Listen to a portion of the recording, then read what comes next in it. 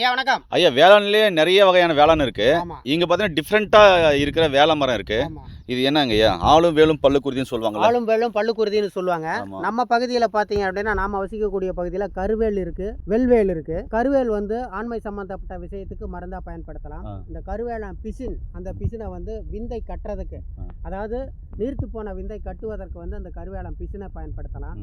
அதுவே கருவேலம் பட்டை, அந்த கருவேலம் பட்டையில பல்பொடி செய்யலாம். கருவேலம் பல்பொடி அது செய்யலாம்.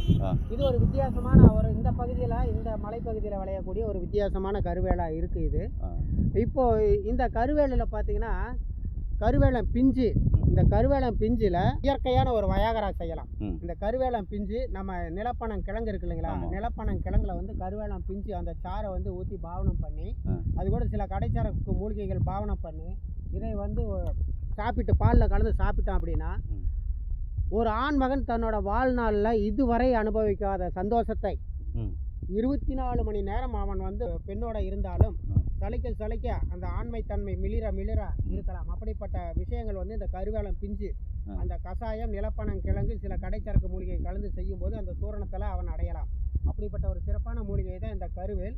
இந்த கருவேல் முக்கியமாக ஆடுகளுக்கு பார்த்தீங்கன்னா அந்த பிஞ்சுகள் வந்து நல்ல உணவாக பயன்படுது.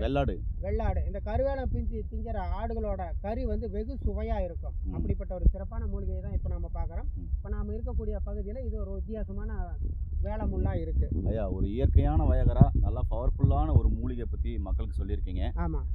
ரொம்ப ரொம்ப நன்றிங்க ஐயா. நன்றி, வணக்கம்.